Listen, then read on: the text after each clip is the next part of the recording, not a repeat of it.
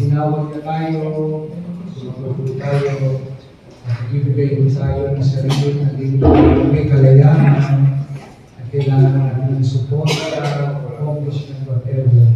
Siguro magandang maintindihan po natin kung paano tayo pilihan ng Diyos.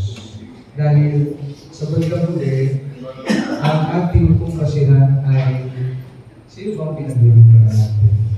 Hindi po lamang ang St. Vicente de Paul Parish, hindi lang yung sinabi ng Panginoon o yung mga organisasyon na tinayo ng ating simbahan. Pero ang napakahalaga ay ang tumawag sa atin. No? I think yan ang dapat natin titignan at huwag natin nalilimutan. So Jesus, as I've said, does not directly refer to his followers as servants. No? So in the Old Testament sense, instead uses the term servant to describe his own role, emphasizing humility and service to others. But in John 15, he says, I will no longer call you servants, because a servant does not know their master's plans, but instead calling his disciples friends, signifying a closer relationship and shared knowledge.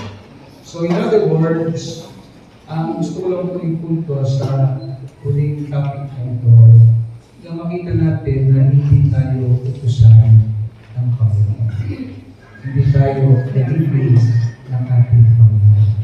Maintindihan natin, lalo na sa ating mga nakasulatan sa Bagong Tipan, na ang ating modelo ay Panginoon bilang servant of the Lord, ay ang kanyang pagtawag sa atin ay hindi para ituloy na gawin ito.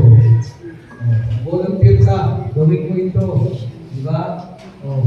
Mayo ka, binagan mo yung mga tao. Papuntay mo sa akin. Parang post, no? Hindi. Dapat maintindihan natin ang ating pinaglilingkuran ay tinatrato tayo kaibigan. Tinatrato tayo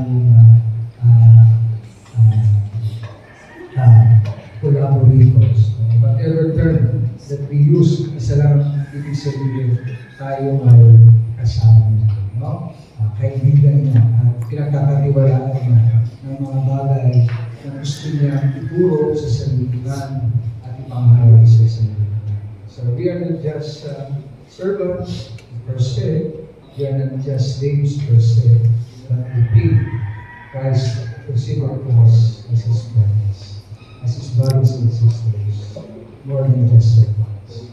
Kapag yan ang ating laging iniisip at perspective at konteksto ng pagbibigay ng sarili sa pamilya sa kanila, sa tingin ko po, hindi mahirap ang volunteer. Sa tingin ko po, hindi mahirap ang volunteer. Dahil ang sinasamahan natin, hindi na mahal tayo. Tinuturing tayo kaibigan, kasama, at kaysa sa kanyang mission na ipaalala ang pamamahala ng Diyos. Kaya nga iba, pagkaibigan, mas malalim pa kung minsan sa mga kapatid, kasi sa kaibigan, ang mga share. Sa kaibigan, minsan kumakaya tayo, nagsabihin natin. Minsan naniniwala tayo kahit hindi natin naiintindihan. Sumasama tayo kahit hindi na ipapaliwanag sa atin ng maayos. Because we trust that God dahil sa relationship na pinapakita natin sa atin. Kaya tayo bilang mga lingkod ng Panginoon, sabi naman po na tayo nakapagpipin ng bawat isa, pero lagi natin iisipin na tayo po ay kaibigan ng Panginoon at huwag sa kanyang mission. Kapag yan ating nasa isip, lagi natin nasa puso, tingin ko po hindi mahirap ang volunteer. Hindi mahirap ang sa mission at ministro na tinawag sa atin. So dahil 2 minutes before 6, ano po? So according to our schedule, since I can no longer give you tomorrow because we don't have priest to say Mass Sunday, so I need to go back after 9. So inupress ko na po yung tatlong topics, yung gastro. So kaya bukas po, I hope that these questions and reflections would be shared with all. No? For example, kung may second topic, yung gano'n natin ay how do you understand service, volunteerism, and commitment? Okay? And then, how do you classify yourself when serving the leader of our Lord? Slave or servant? Why? So, may copy naman po yung mga facilitators natin.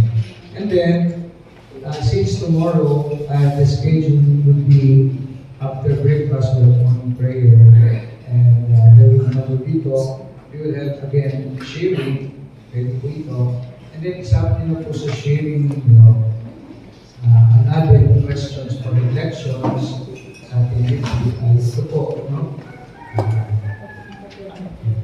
What motivates me to serve God? Am I serving with a genuine heart and selfless attitude? Am I actively seeking opportunities to serve others? Do I prioritize my relationship with God to guide my service? Okay? And then last, what are my gifts and talents that I can use to serve? Okay? So part of the questions for our topic, second topic, pwede po ito ita-effective na kasi ng ating pamilya.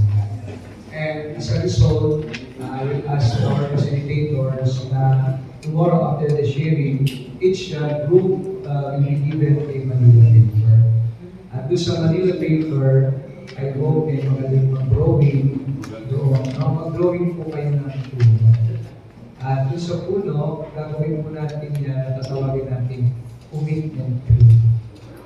I don't know if you experience that before. Commitment tree. So in other words, may puno, and then whatever you have shared, all of these questions tomorrow sa community sharing, pwede po kayong magsabi sa puno na yan. Kung ano yung inyong muling ipupunin after this no? It could be a specific thing that you realize in this retreat, or perhaps personal thing that you want to change in terms of how you conduct yourselves presently in serving the Lord in the context of our parish. No? So, pwede mo express that commitment. Okay? So, the facilitators tomorrow, please can be taken. So, yun po. So, yun po expect natin tomorrow. But after this, we will have the anticipated mass for tomorrow. First Sunday of them, and then we have the dinner. After the dinner, we will have the time for prayer. So we expose the sacrament, and from time to time we will pray the rosary, during the exposition. And then after that, tapos na po yung ating update. Mag-meeting po ang yung grupo o yung doon po namin ang tahimik dahil may mga kasama ko tayo ng dapasan at so once again, I would like to thank all our coordinators sa ating mga worship ministry, sa mga kapatid, Sister Betty, at mga coordinators. So, thank you po for spending your much valuable time to be present. Tayo po, kuya at pagkakas tayo, nakita po ng madami, kaya pinag-energize ako, kaya po, maraming salamat. Hindi po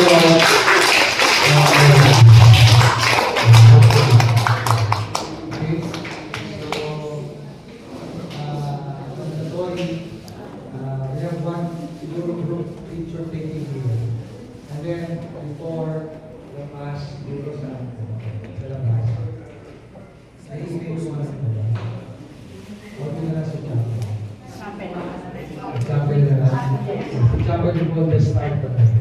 Okay, so maraming po salamat. But until here,